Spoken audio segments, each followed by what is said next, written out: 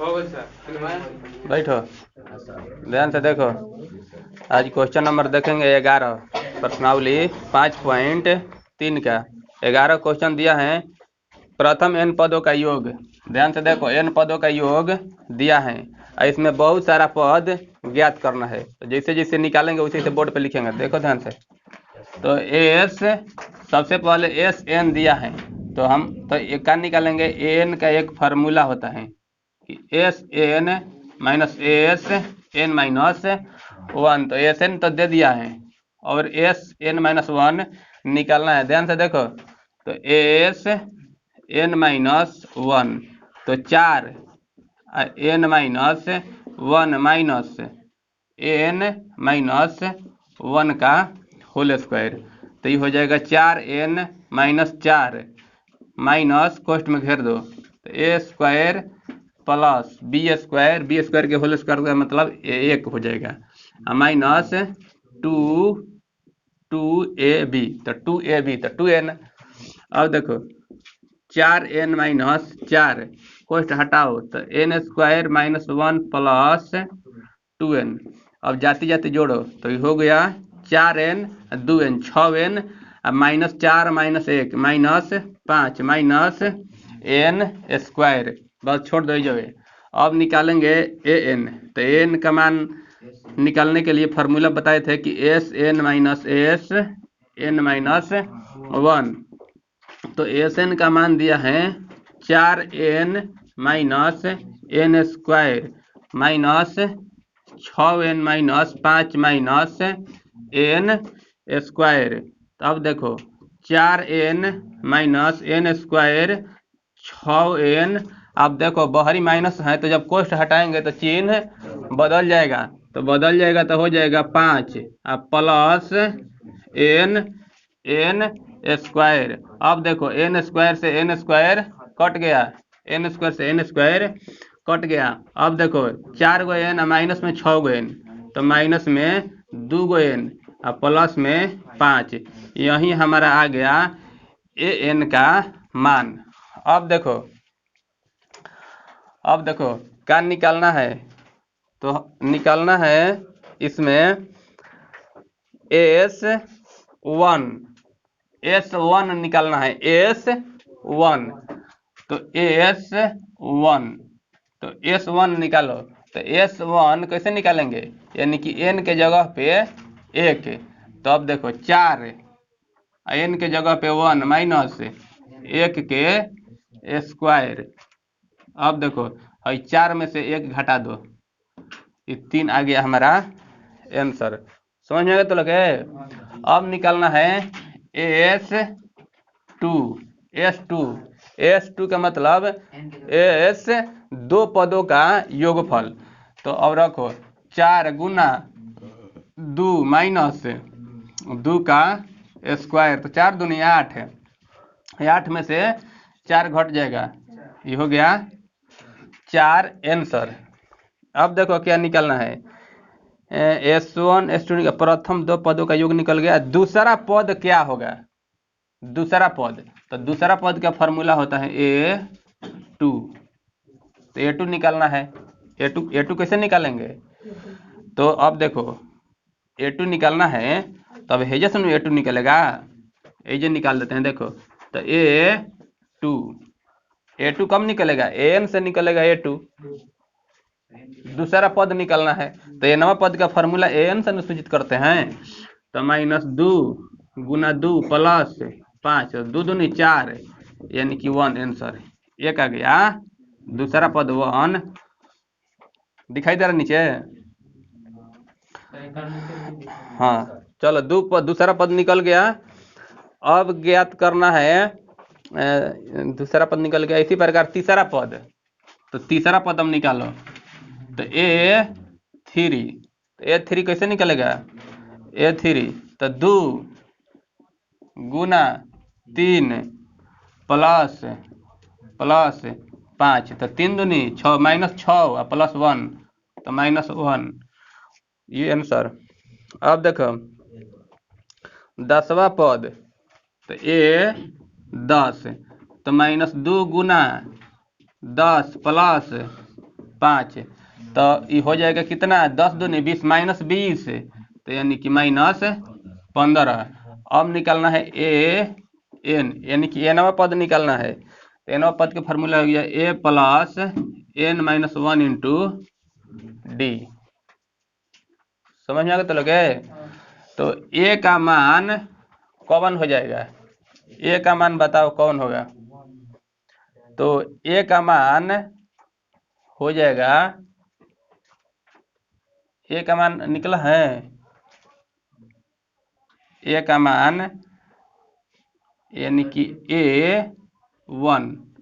तो A1 हम लोगों को पता नहीं है, A2 पता है, A2 पता है, A1 पता नहीं है। तो A1 निकालो, तो n के जगह पे एक लिखो, तो माइनस 2 गुना 1 प्लस 5, तो ये हो जाएगा कितना 3 हो जाएगा। समझ में आ गया तो लगनू? तो इसी को बोलेंगे प्रथम पद। A1 कहो चाहे प्रथम पद कहो। A2 के मान निकला है, A2 के मान कितना है? A2 का मान 1 है नो। तो हम ऐसा क्यों कर रहे हैं कि D का मान निकालना है। तो D का मान कैसे निकलेगा? A2 minus A1। इसीलिए A2 के A1 का मान हम निकाले हैं। तो कैसे निकलेगा? A2 के जगह पे 1, A1 के जगह पे माइनस 3 बराबर माइनस 2। हो गया क्लियर नो? तो अब देखो, अब निकालो। तो an बराबर a plus n minus 1 into d. तो a के जगह पे कितना हो जाएगा? 3 प्लस n का मान दिया है 10, nवें पद का मान ज्ञात कीजिए, नहीं दिया है। तो n माइनस 1 और d के जगह पे माइनस 2, तो 3 प्लस गुना करो अंदर, तो माइनस 2n प्लस 2। तो n बराबर कितना हो जाएगा? 5 माइनस 2n। यही हमारा हो गया आंसर।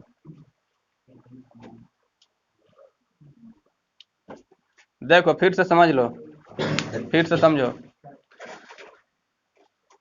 देखो Sn एगो दिया है, Sn का मान दे दिया है, इसमें पूछा है कि S1 ज्ञात कीजिए, S1 ज्ञात कीजिए और S2 ज्ञात कीजिए, यानी कि 2 पदों का योग ज्ञात कीजिए। हो गया ना क्लियर? तो योगफल का फॉर्मूला Sn हो जाएगा। तो जहां पर मतलब दूसरा पदों का योग ज्ञात करना है, 2 रखो तो आंसर हो जाएगा। अब दिक्कत कहाँ है? दिक्कत है कि दूसरा पद ज्ञात कीजिए। अब पूछता कि 5 पदों का योग ज्ञात कीजिए, 10 पदों का योग ज्ञात कीजिए, 20 पदों का योग ज्ञात कीजिए, तो हेकर रख ले चल जाओ। 10 पदों का योग बोलता तो 10 रखो, यानी कि जितना बोलता तो इतना हम लिख देते। अब पूछा है एकरा में कि 5वां पद निकालो, 6वां पद निकालो, 8वां पद निकालो, 10वां पद निकालो, 20वां पद निकालो, तो an से हो जाएगा सब। तब an कैसे निकलेगा? तो an के लिए तो लोग फार्मूला ये लगाओ, यानी कि Sn माइनस Sn माइनस 1 होता है। समझ में आ गया तो लगे? तो अब Sn का मान हो गया, ऊपर में दिया है वाला, माइनस Sn माइनस 1 का मान देखो निकाले हैं यहाँ पर। तो कटा फटा के an का मान आ गया। अब पूछेगा दूसरा पद निकालो, तीसरा पद, जौन पद पूछेगा जौन निकल जाएगा है। तो पहले पूछा है कि दूसरा पद ज्ञात कीजिए, तो दूसरा पद तो A2, तो n के जगह पे 2, तो आ गया 1 हो गया। समझ में आ गया तो लगे? अब तीसरा पद, तो तीसरा पद ज्ञात कीजिए, तो A3 हो गया ना क्लियर? तो 2 अब एकरे में रखना है n के जगह पे।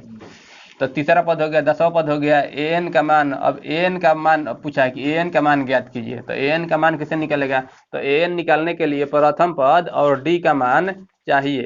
तो d का मान कैसे निकलेगा? तो A2 माइनस A1, तो A2 यहाँ पर निकाले हैं और A1 भी निकाल दिए 3। तो d का मान हो जाएगा A2 माइनस A1, 1 माइनस 3 बराबर माइनस 2, तो n का मान हो गया। अब n का मान नहीं दिया है तो नहीं दिया तो छोड़ दो चाहे, तो आंसर हो गया। उतारो जल्दी।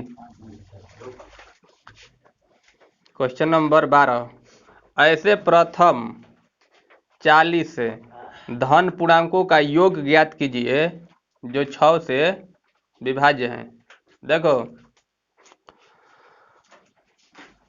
तो क्वेश्चन में दिया है कि ऐसे प्रथम 40, यानी कि n का मान हो गया कितना 40।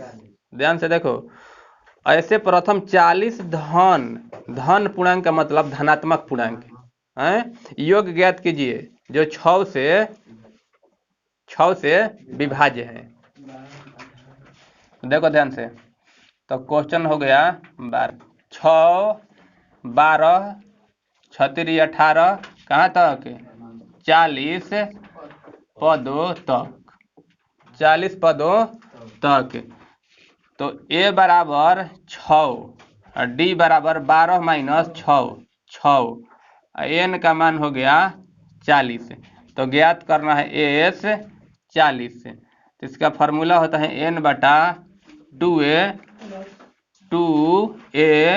Plus n minus 1 into d. तो s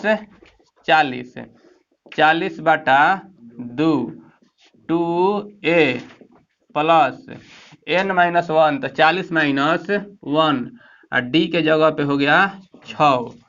अब देखो कट कर 20, 6 दूनी 12 और 39 गुना 6, तो ये हो गया 20 और गुना मत करो, अभी लिखो 12 और प्लस नग छक 54 की 4 5, ये हो गया 36 18 गो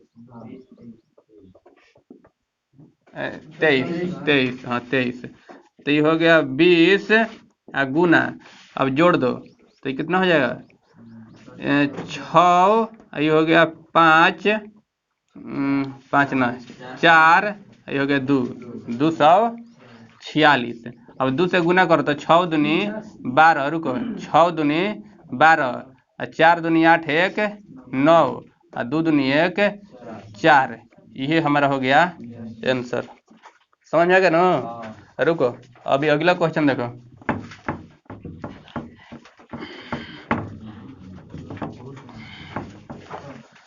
समझ में आ गया तो लोग बढ़िया से नहीं बोला। देखो क्वेश्चन नंबर 13 में क्या दिया है कि 8 के प्रथम 15 गुणजों का योग ज्ञात कीजिए। सेम टू सेम इसी के जैसा है। 8 के कहाँ तक 8 दूनी 16, 18 का 24 कहाँ तक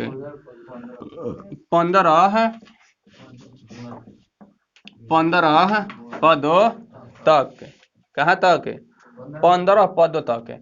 तो a का मान हो गया 8 और d का मान हो जाएगा 8 है, और अगला पद में से पिछला पद घटेगा।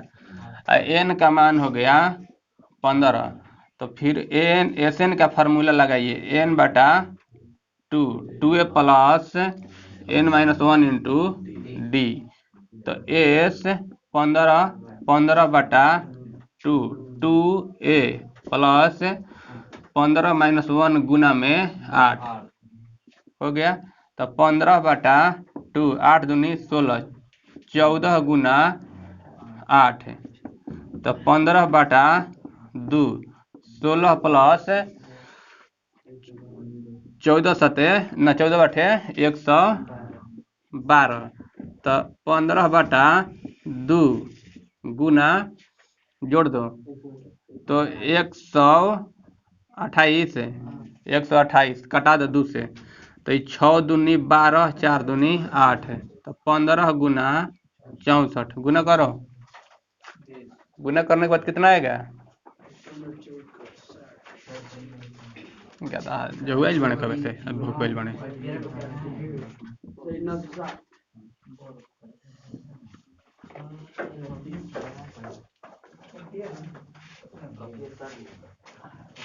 चल 960 ठीक बा, उतारो जल्दी।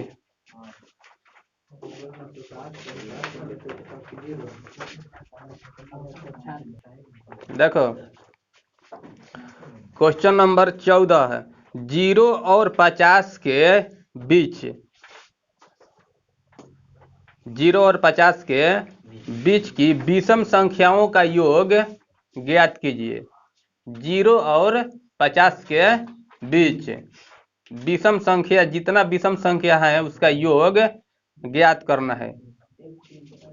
तो 0 और 50 के बीच तो कौन हो जाएगा? 1, 3, 5, 7 डॉट डॉट कहाँ तक? 49 तक। तो लोग अपनों से थोड़ा दिमाग लड़ाओ तुम लोग, तो नहीं खाली किताबीय भाषा तो लोग समझ रहे हैं कि किताबीय में जो लिखेंगे वही सही है।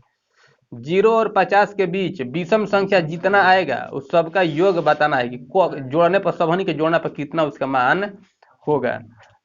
तो देखना क्वेश्चन नंबर 14, तो 0 और 50 के 0 और 50 के बीच विषम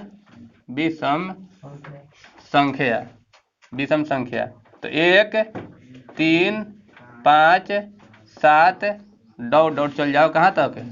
49 तक। तो अब देखो, तो n का मान हम 49 नहीं लेंगे, ये अंतिम पद हो गया नो, अंतिम पद हो गया 49। तो n का मान सबसे पहले निकालेंगे। तो a बराबर 1 और d का मान हो जाएगा 2 और an का मान हो गया 49। और अंतिम पद को सूचित करते हैं an से, तो an का मान हो गया 49। तो an का फार्मूला लगाओ, तो a plus n minus 1 into d, तो ये हो जाएगा 49। a के जगह पे 1, n माइनस 1, डी के जगह पे 2, तो 49 माइनस 1 n माइनस 1 गुना 2, अब घटा दो तो हो गया 48 बराबर n माइनस 1 गुना 2। अब ओकरा के पकड़ के लेके आओ बटा में, तो ये हो जाएगा 48 बटा 2 n माइनस 1 कट गया, तो 24 बराबर n माइनस 1। ओकरा के बेने लेके आ जाओ, 24 प्लस 1 बराबर n, यानी कि n का मान हो गया 25। इतना समझ में आ गया तो लोग? अब निकालना है s 25, यानी कि 25 पदों का योग अब निकालेंगे। तो अब देखो, तो n बटा 2 a प्लस an, छोटका फार्मूला लगा दो। तो अब n के जगह पे 25 बटा 2 a के जगह पे 1 an के जगह पे 49।